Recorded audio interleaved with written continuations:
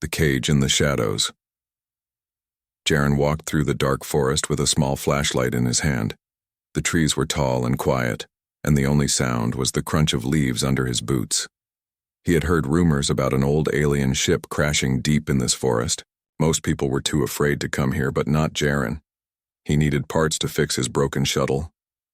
And maybe, just maybe, he could find something valuable.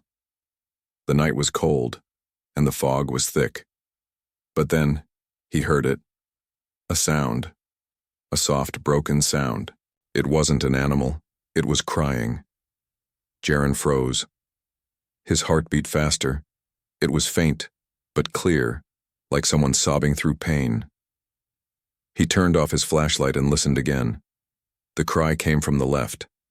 Slowly, carefully, Jaren moved toward the sound. Bushes scratched his arms as he pushed through. Then suddenly he saw it. A shape in the darkness. Metallic, covered in vines. An alien escape pod.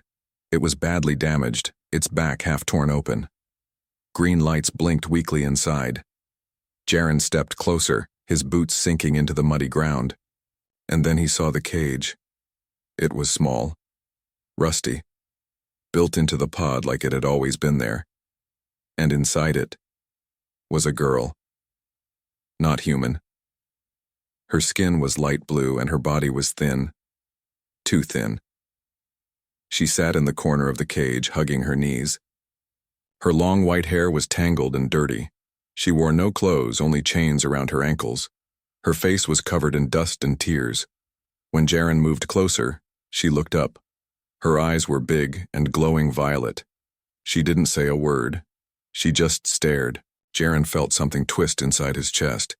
He had seen many terrible things across the galaxy, but this was different. This was wrong. He knelt beside the cage. "Hey," he whispered. "Can you hear me?" The girl didn't answer. She just shivered and looked away. Jaren took off his jacket and gently slid it through the bars. She didn't move at first. Then slowly, she reached out with trembling hands and pulled the jacket over herself. She held it tight, like it was the first warmth she had felt in a long time. Jaren stood up and looked at the lock. It was old but strong. He pulled out his laser tool and aimed it carefully. "I'm getting you out," he said. The girl's eyes widened in fear. She pushed herself into the corner, shaking her head. "It's okay," Jaren said, trying to sound calm. "I'm not going to hurt you." The lock sizzled, sparked, and popped open. The cage door creaked loudly as Jaren pushed it open. He stepped back, giving her space. The girl didn't move.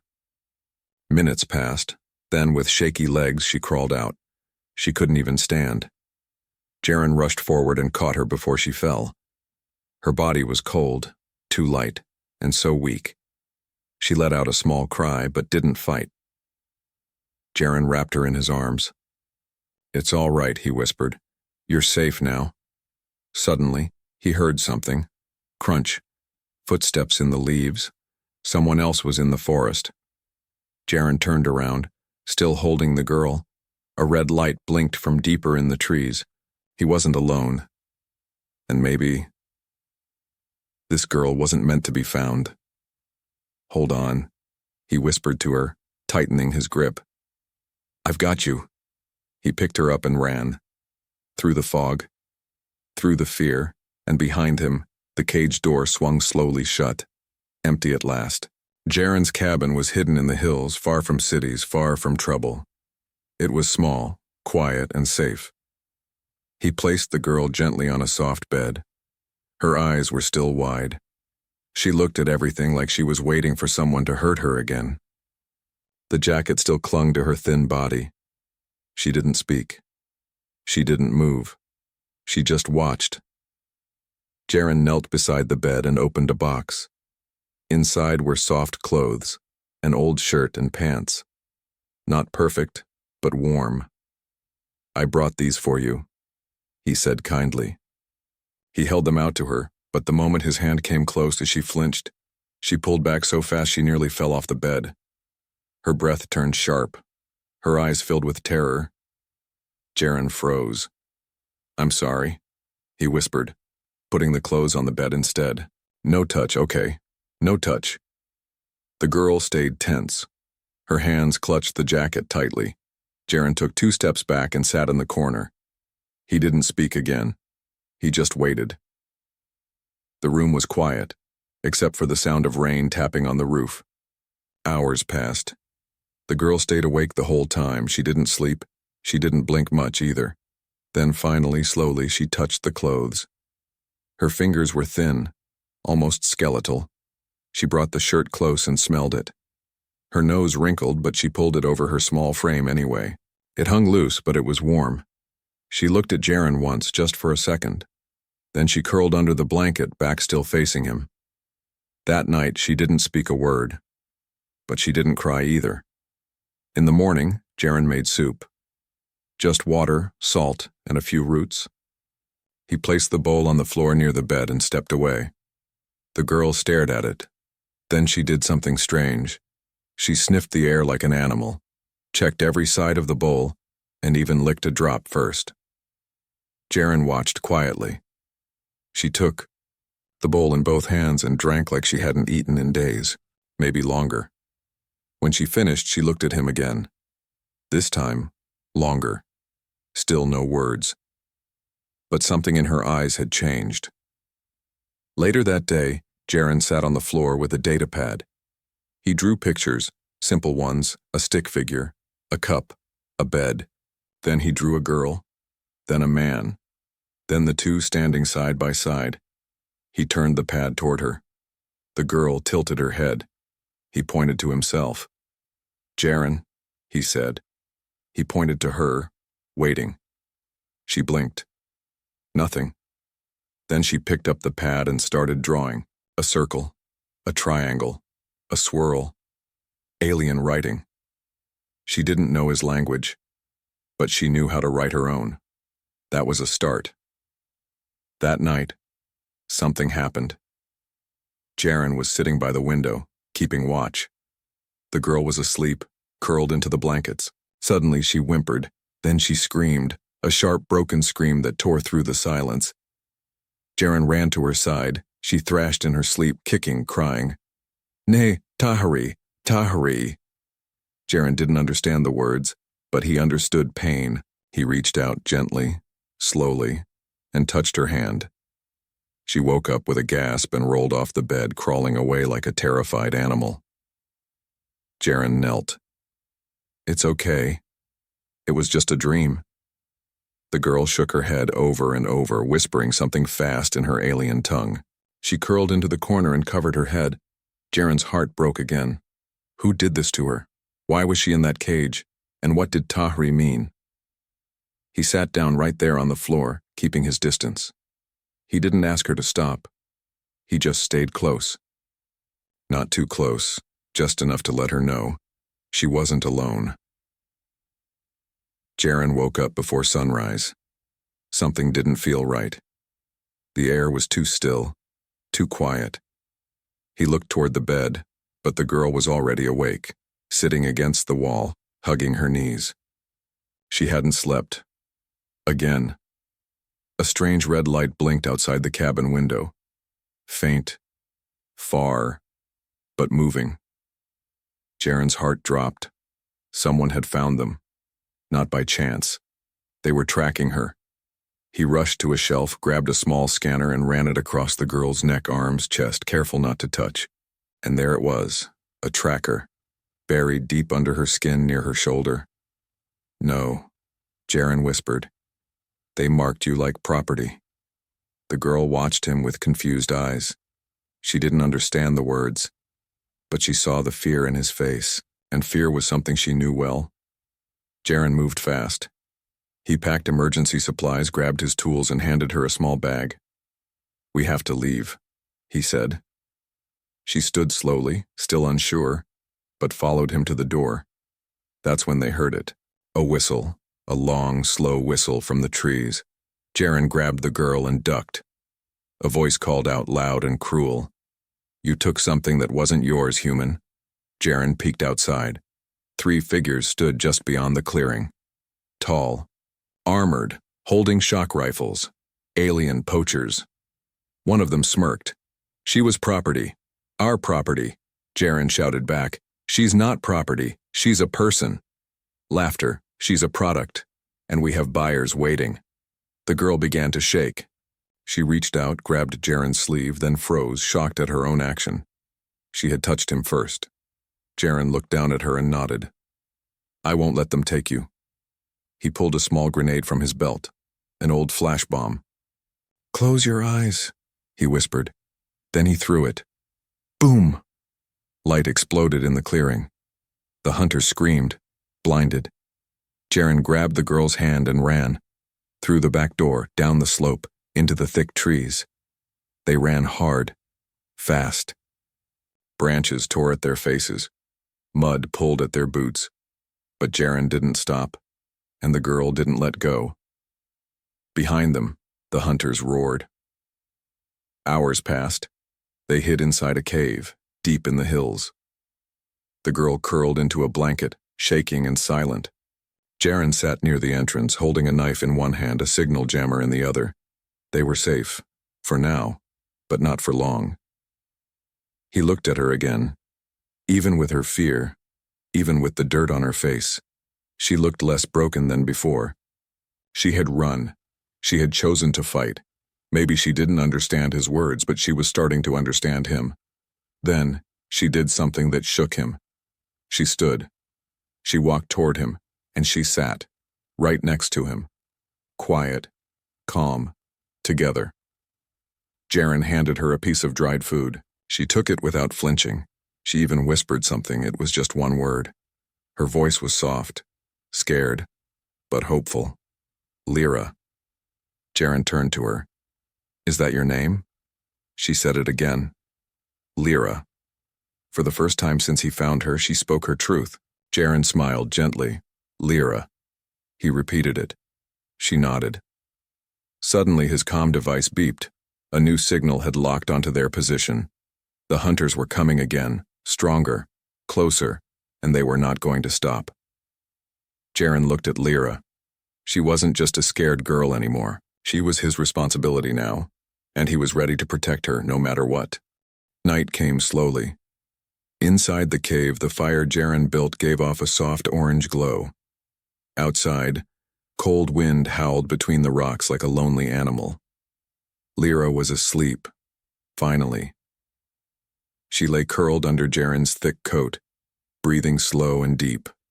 For the first time since he found her in that cage, her face looked peaceful, but only for a while. Jaren sat nearby, sharpening a small blade. His eyes kept moving to her face. Then it happened.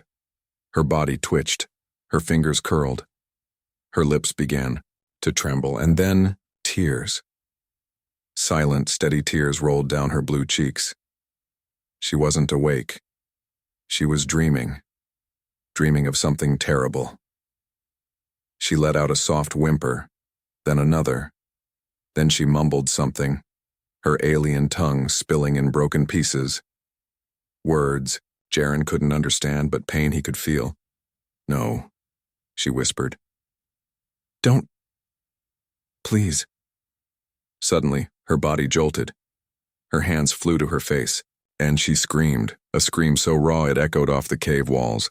Jaren jumped to her side. Lyra, it's okay, it's just a dream. She shot up, gasping, eyes wide. Her whole body trembled. He didn't touch her, he didn't dare, but he let her see his face. Calm, gentle. I'm here, he said softly. It's over. Lyra pressed her hands to her head. She rocked back and forth, speaking fast in her language. Her voice cracked. Her fear poured out like water from a broken cup. Jaren sat near her. No touch, no words, just presence. It took time, but slowly. Her crying slowed. Her rocking stopped, and she looked at him, eyes full of tears and trust. That morning, as the fire died, Jaren worked on a scanner. They had to keep moving, but something about her dream kept bothering him.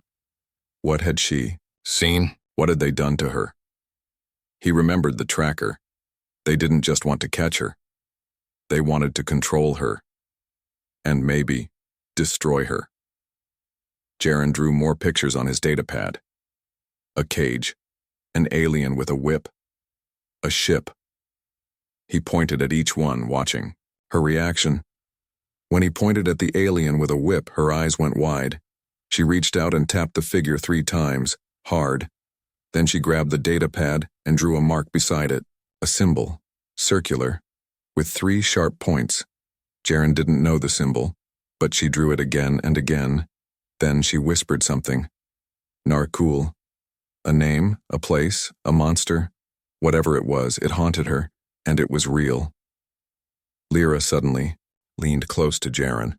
Her hands moved in gestures like waves, then fire, then chains. It looked like a story. He watched her face, her hands, her pain. She was trying to tell him what had happened, but she didn't have the words, so she showed him with her eyes. And Jaren understood enough. She had been taken. She had been used. And then thrown away. Just a thing. Until he opened that cage. Later, when she helped him pack, she found something in his bag. A mirror. She held it up and stared at her reflection. Her face, her tangled hair, her scars. She blinked and turned away. Jaren took the mirror gently and set it aside. "You're not that anymore," he said. She didn't understand the words, but she understood his tone, and she nodded, just once. That night, Jaren didn't sleep. He kept watch while Lyra rested. She still cried in her sleep, but not as much. And this time, she didn't scream. The sun barely touched the sky when the warning came, a low beep from Jaren's wrist device. Signal breach. Proximity alert. Jaren's face tightened. They had found them again. No more hiding. He turned to Lyra, who was quietly braiding a strand of her white hair. She looked up and froze. His expression told her everything. Without a word, she stood and began packing their things. She moved faster now. She was no longer the terrified girl from the cage. She had learned. She had survived. But this time, surviving wouldn't be enough. They ran through a narrow canyon, the ground crunching beneath them.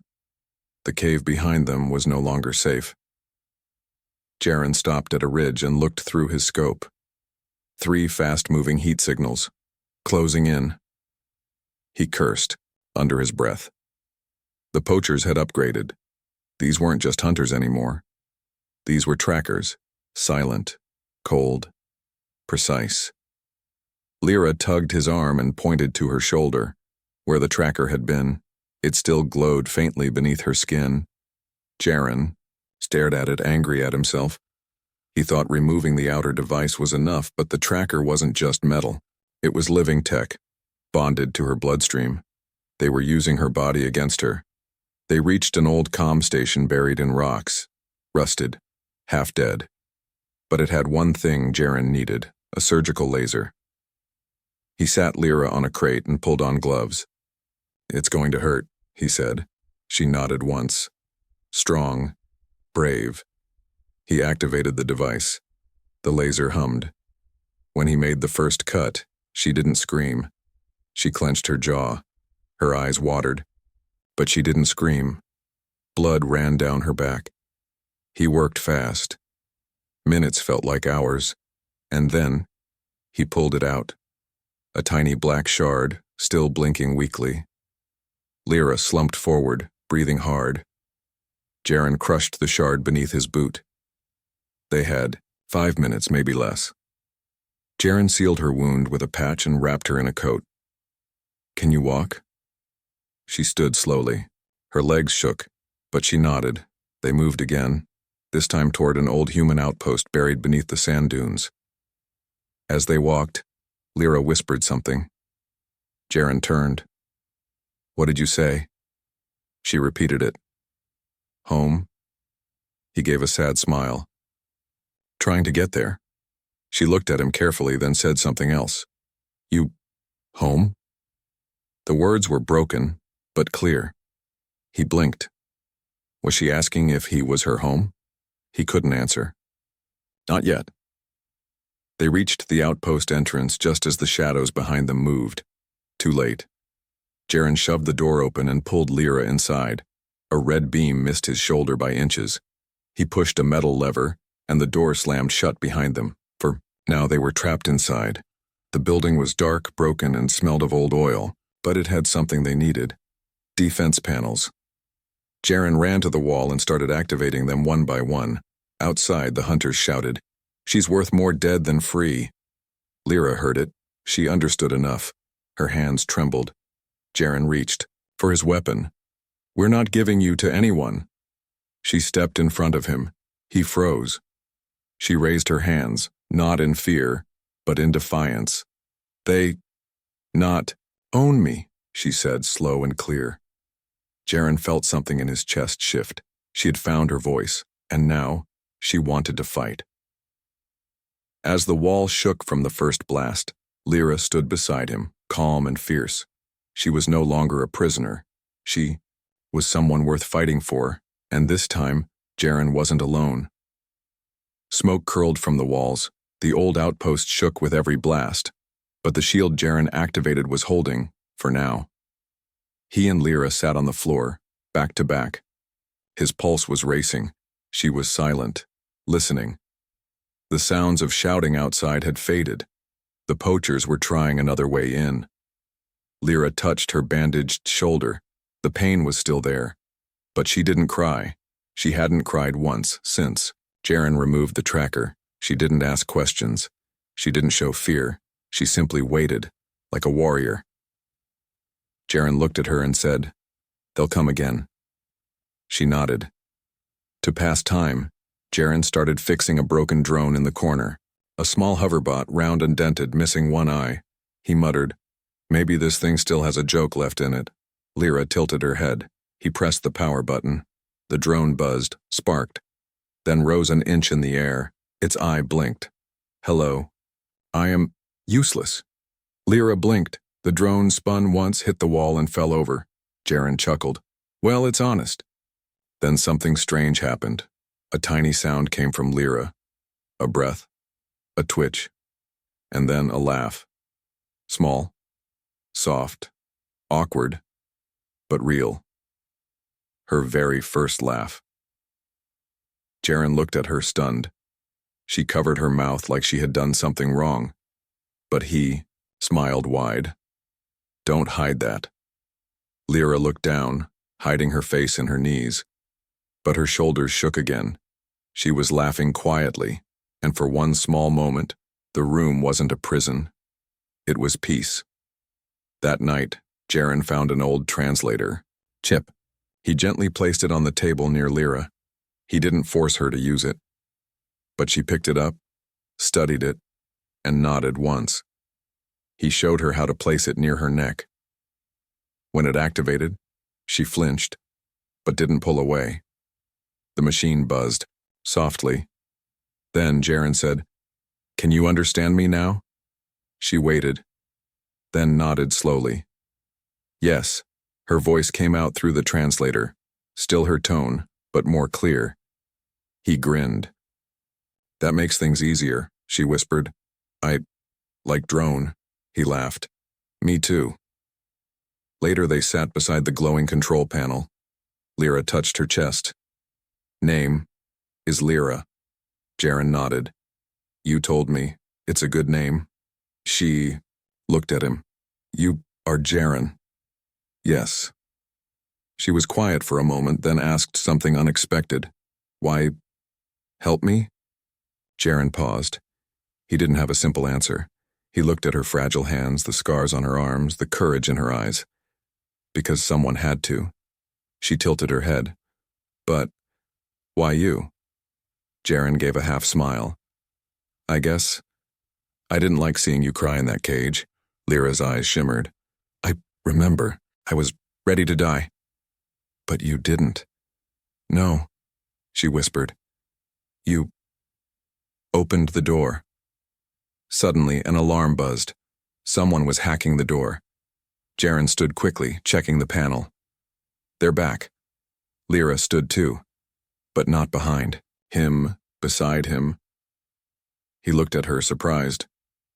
You don't have to fight. I do, she said, voice steady. They made me small. You made me strong. Jaren stared. He hadn't saved her. He had reminded her she could save herself. He handed her a small stun baton. She held it with both hands, unsure, but ready. The hunters wouldn't expect a fight, especially not from the girl they used to cage. The shield gave one last flicker. Boots hit the ground outside. Lyra looked at Jaren and said something in her own tongue. No translator. But he understood the feeling. It meant, let them come. The blast door exploded inward. Smoke filled the room. Jaren stood in front, ready. But Lyra was already moving, quiet, quick, like shadow and fire. The first hunter through the smoke aimed his weapon, but dropped with a shock baton strike to the knee. The second raised his blaster. Jaren fired first. The stun bolt hit hard, knocking the armored alien back into the wall. The third, seeing Lyra, hesitated. That was his mistake. She didn't. She moved like lightning, striking with rage, precision, and something new. Belief. When the smoke cleared, the room was silent. 3 enemies lay unconscious. Jaren was breathing hard, blood on his forehead. Lyra helped him stand. She touched his arm. Firm, steady. You okay? She asked, voice strong now. He smiled, even through the pain. You did great. She looked at the fallen hunters, then at him. They won't stop, she said. No, he agreed. They won't. She looked down. Then we run again? Jaren looked at her, then at the star map blinking on the wall. A signal flashed, a nearby human colony. Real safety, real laws. He pressed the button, a beacon shot into the sky. No more running, he said. We go home. Hours later, the sun rose red over the hills. Jaren and Lyra walked side by side toward the horizon. She wore real clothes now, clean, warm, her white hair braided, her wounds healing. Her eyes weren't filled with fear anymore, but with fire. They reached the edge of a landing zone. The shuttle came down slowly, a small human craft, basic but safe. The door opened. A woman stepped out holding a scanner. Refugees? She asked Jaren. He pointed to Lyra. She is. The woman smiled gently at Lyra. Welcome, child. Lyra didn't answer. She turned to Jaren, and then she took his hand, soft, brave, and she said, clear and calm, This is my father. Time froze. Jaren looked down at her. He had been called many things in life. Scavenger, loner, stray. But never this. Never something that mattered so much. He knelt slowly, eye to eye with her. Are you sure? He asked. Lyra touched her chest. You broke the cage. She touched his chest. You gave me voice. She smiled. You gave me name. And then she whispered, and now, I give you mine. The woman at the shuttle nodded. Then we'll begin paperwork for family. Lyra blinked. Family? Jaren squeezed her hand. Yes, that's what we are now. As they stepped into the shuttle, Lyra looked one last time at the mountains. The cage was far behind. The pain, the chains, the silence, gone. She leaned her head against Jaren's arm, and this time her tears were not of fear, no, but peace.